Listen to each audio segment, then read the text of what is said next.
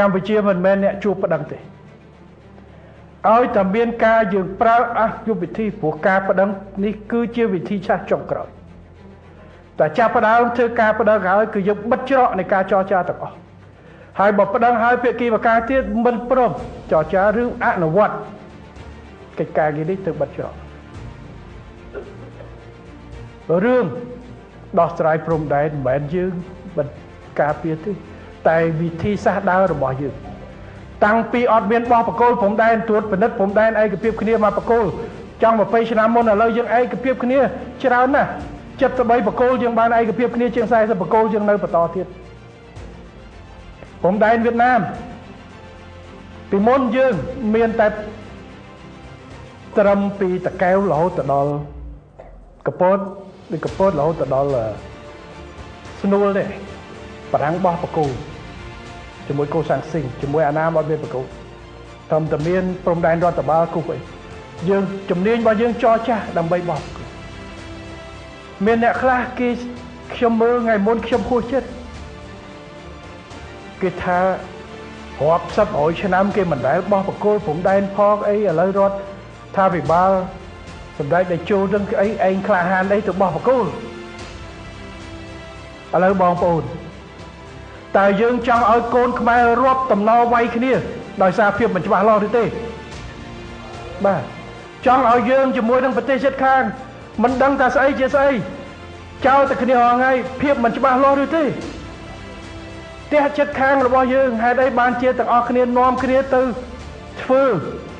លបងហើយនឹងចោះធ្វើប្លង់រឹងអិលម៉ាប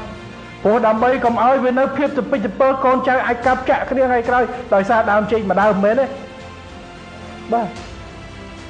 នេះគឺជាការដោះស្រាយយើងដោះស្រាយដោយការទទួលខុសត្រូវយើងមានជំរឿសបើយើងមិនធ្វើក៏បានដែរយើងទុកទៅប៉ះគ្នាកន្លែងណាជេរគ្នាកន្លែងលើកតបទៅទល់គ្នាទៅចង់អភិវឌ្ឍកន្លែងនេះហេអត់ច្បាស់ទេអានឹងអត់ទាន់បោះបកគោព្រំដែនទេមិនបាច់ធ្វើទេចង់បើកតំបន់សេដ្ឋកិច្ចពិសេសនៅកន្លែងនេះអត់ទេប្រជាពលរដ្ឋចង់ទៅសង់លំនៅឋានធ្វើកសិកម្មហេអត់ដឹងទេអានឹងតំបន់សព្រោះអត់ទាន់ពោះទុកចោលទៅហ្នឹងតើចង់បែបនេះទេអត់ទេ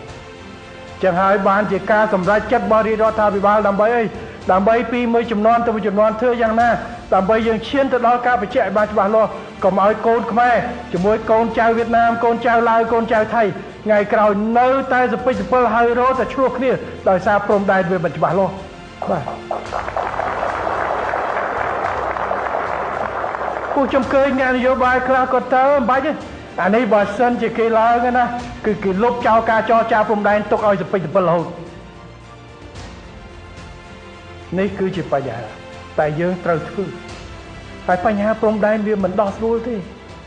ជប៉ុនជាមួយរុស្ស៊ីនៅរាប់សិបឆ្នាំជប៉ុនជាមួយចិនជប៉ុនជាមួយប្រទេសជិតខាងដោះមិនងាយទេ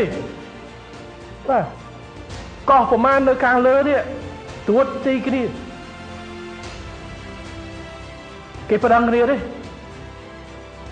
គេនៅខិតខំចរចារវិធីសាស្ត្រដើម្បីបដិបត្តិគេលើកតបទៅវាយគ្នាទេអត់ទេអញ្ចឹងវិធីសាស្ត្រនៃរាជរដ្ឋាភិបាលហើយឥណ្ឌាហើយនិងប៉ាគីស្ថានកាಶ್មៀរមួយទៀតតំបន់នេះវាយគ្នារាប់សិបសួរថាគេមានបច្ចេកទេសធ្វើទេគេការពារផលប្រយោជន៍អញ្ចឹងការចរចាវាយូរឆ្នាំមិនចេះតែងាកប្តឹងទៅចោលបើប្តឹងបានពីណាអ្នកជំរុញ ICJ អត់មានកងទ័ពយកទៅដាក់បខំឲ្យប្រទេសណាអនុវត្តទេ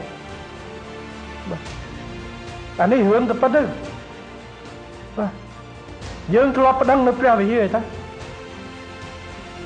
ការអនុវត្តលើដីហើយនឹងការអនុវត្តយើងធ្លាប់វាយគ្នាហើយបាទពី2008 2011បងប្អូនមួយចំនួនប្រហែលជាភ្លេចរឿងនេះហើយឥឡូវមិនបើសិនជាភ្លេចរឿងចាស់រឿងថ្មីកើតឡើងនេះគឺឃើញហើយពេលដែលមានសភាពការជាក់ស្ដែងដូចតាពី2008 2011ចឹងពីណាដែលប្រមូលប្រជាជនដើម្បីគ្រប់គ្រងកងទ័ពរបស់យើងពីណាដែលកំពុងតែឃោសនាឲ្យបែកបាក់បំបាក់ទឹកចិត្តកងទ័ពយើង